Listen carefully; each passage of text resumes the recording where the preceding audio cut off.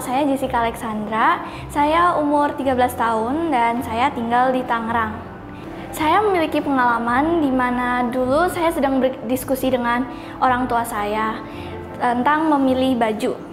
Saat itu saya suka dengan baju A, tetapi orang tua saya lebih suka dan lebih memilih baju B. Nah, di situ akhirnya orang tua saya memutuskan untuk membeli yang baju B. Dari situ saya sadar bahwa komunikasi sangatlah penting. Dengan komunikasi yang lebih baik, mungkin orang tua saya akan lebih mengerti tentang keinginan saya. Jadi dari situlah mengapa komunikasi sangatlah penting.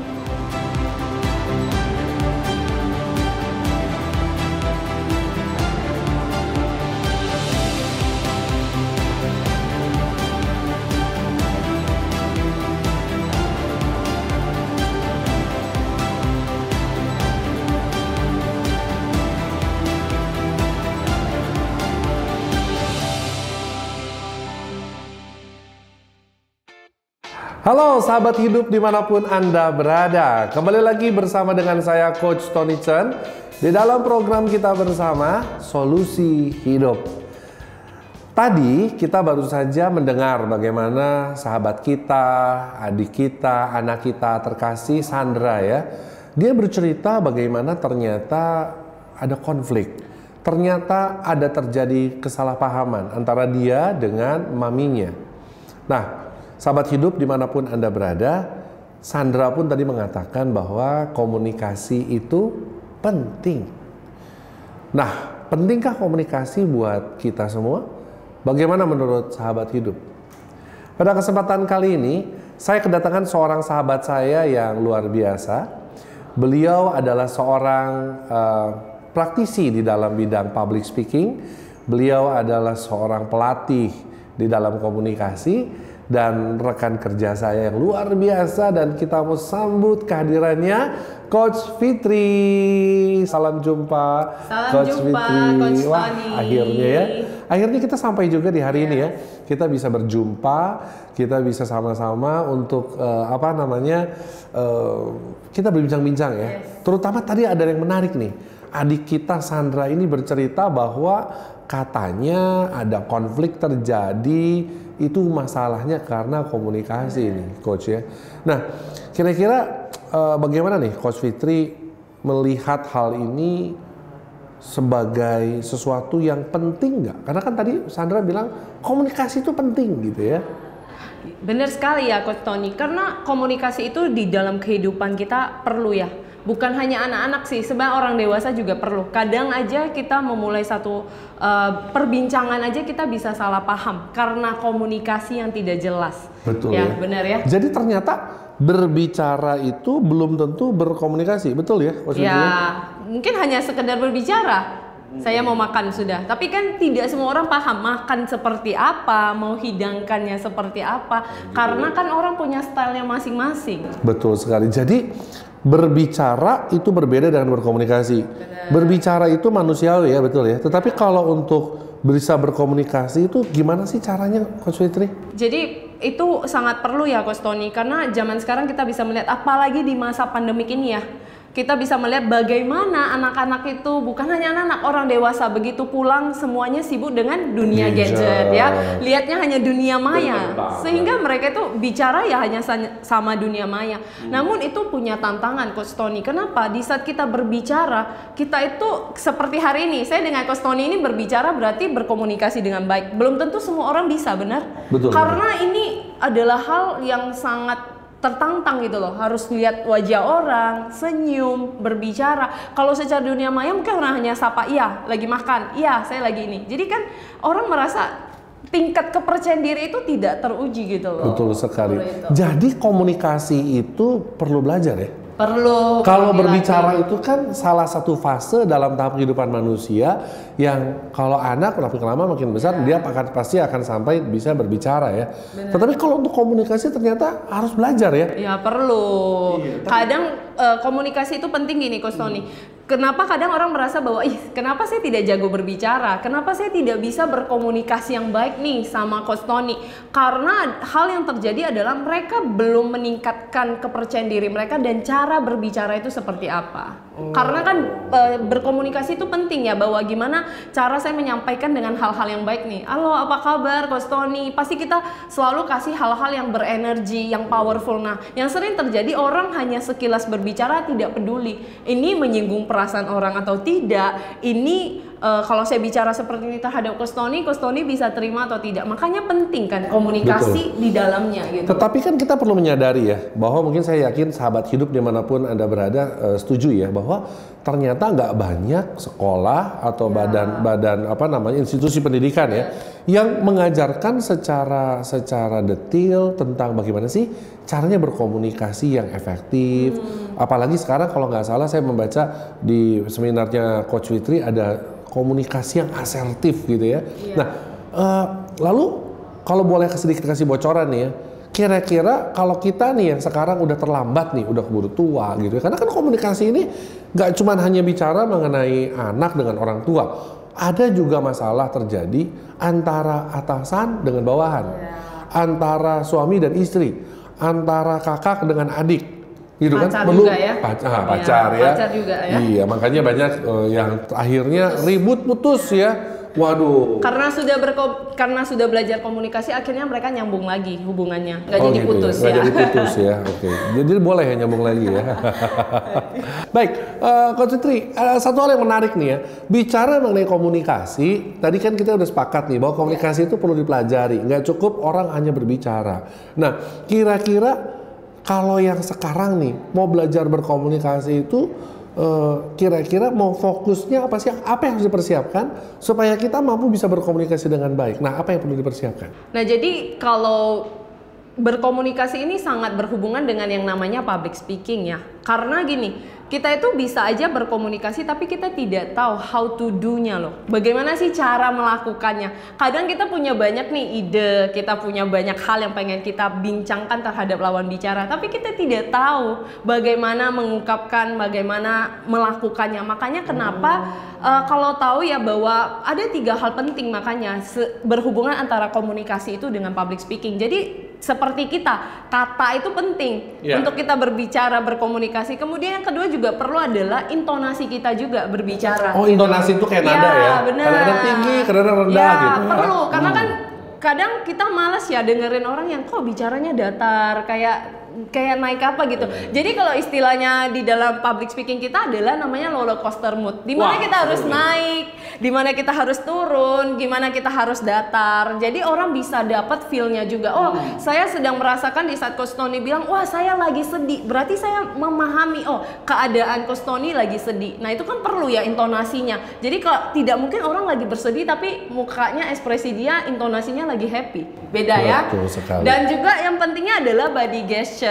Ya, gerakan tubuh itu penting di saat kita berbicara. Bukan berarti kita selalu gunakan gerakan ini terus menerus, tapi bagaimana menggunakan secara baik untuk bisa berkomunikasi sehingga di saat kita mau berbicara mungkin dengan rekan bicara kita atau mungkin di dalam perusahaan, di saat atasan mau berbicara dengan bawahannya, timnya, dia bisa menggunakan cara ini sehingga komunikasi itu tersampaikan. Yang sering terjadi adalah orang tidak memahami sebenarnya apa sih yang mau disampaikan karena mereka tidak tahu cara tekniknya. Betul, itu makanya seringkali terjadi salah paham ya. Benar. Seperti tadi adik kita Sandra itu ya, dia menyampaikan sama maminya, dia mau yang ini nih gitu ya. Tapi mamanya pengennya seperti ini. Tapi seringkali kan itu ya terjadi ya. Karena kebanyakan cara berkomunikasi itu atau cara berbicara itu hanya diomongin. Benar. Tapi tidak berusaha untuk membuat orang lain memahami apa yang mau kita sampaikan. Nah, mungkin selain itu, wah kalau ini kelihatannya sahabat hidup banyak banget nih tipsnya ya. Tips-tipsnya banyak banget dari Coach Fitri hari ini. Nah, pertanyaan gini, gimana caranya supaya apa yang sudah kita tahu nih sekarang nih, kita bisa mulai praktekkan. Tapi kan yang namanya belajar komunikasi kan nggak bisa langsung ya, Mas Fitri ya. Ada tips nggak? Gimana caranya supaya kita bisa berbicara lebih baik gitu ya? Supaya hal-hal seperti kejadian tadi adik Sandra itu tidak terjadi lagi, atau mungkin yang biasanya berantem antara atasan bawahan nggak terjadi konflik, saling bisa memahami gitu ya. Kira-kira tips-tipsnya apa nih Coach Fitri? Jadi pastinya adalah memulai dari inisiatif diri sendiri ya. Karena gini loh Coach Tony, sebenarnya kan ini masalah antara kalau misalnya dengan salah satu contohnya atasan dan bawahan. Kalau sama-sama duanya berkeras hati untuk tidak mau memulai berkomunikasi, maka nggak akan terselesaikan, bener kan?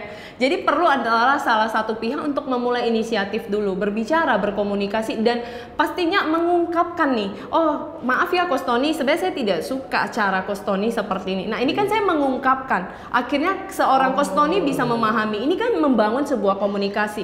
Makanya tadi kalau disambungkan dengan komunikasi asertif yang Coach Tony bahas ya, itu kan sebenarnya komunikasi asertif itu lebih ke kita mendalami, memahami nih apa yang lawan bicara kita rasakan. Jadi seolah kita berempati. Wah, di saat Coach Tony bilang saya tidak suka seperti ini, berarti saya paham, oh Coach Tony tidak suka cara seperti itu.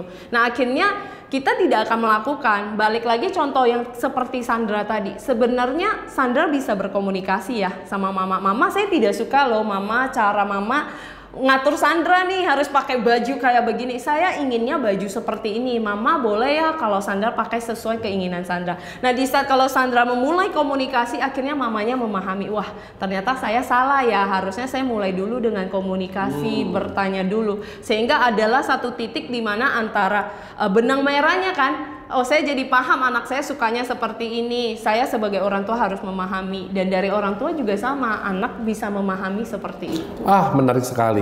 Tadi sahabat hidup, kalau kita melihat apa yang pemaparan dari Coach Fitri, ada satu kata yaitu empati. Wah, ternyata empati itu adalah salah satu modal dasar bagaimana kita mampu berkomunikasi secara efektif, betul ya Coach? Ya, benar.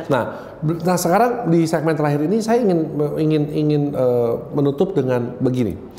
Bagaimana supaya kita mampu berkomunikasi secara asertif? Karena gini nih, kan susah. Saya mau ngomong nih, saya mau berkomunikasi sama Coach Fitri misalnya, tapi gimana caranya saya tahu apa sih yang pengen Coach Fitri dengar dari saya? Bagaimana caranya supaya apa yang saya omong itu apa yang Coach Fitri mau dengar, sehingga nyambung kan? Karena kan Coach Fitri tahu sendiri, kita dalam berkomunikasi itu seringkali yang menjadi penghalang atau penghambat itu adalah kalau kita berasumsi. Ya. Nah, sekarang gimana nih? Seringkali kan asumsinya harusnya dia ngerti dah. Ya udah, yang penting saya ngomong aja. Taunya salah paham kan?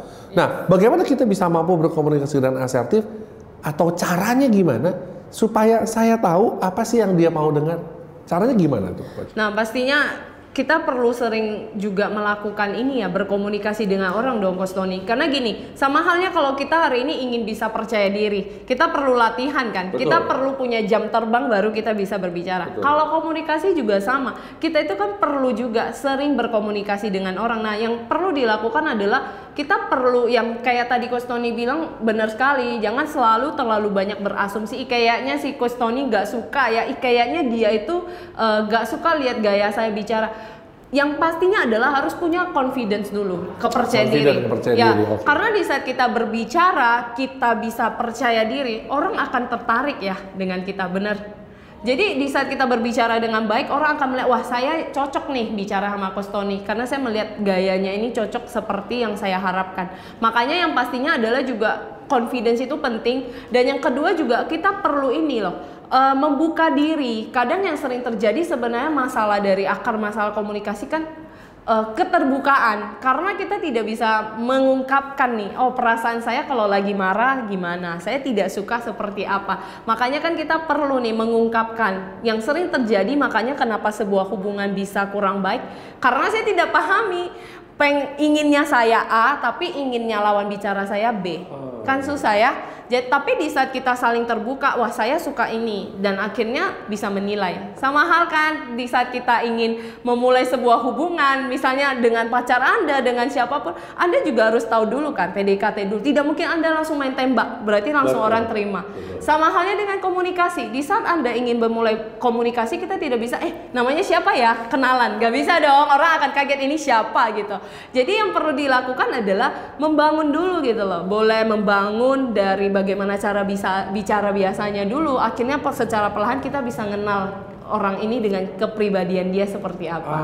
Ketika kita mengenal kepribadiannya, maka kita tahu bagaimana cara kita berkomunikasi yang efektif dengan orang itu ya. Wah, ini menarik sekali nih ya.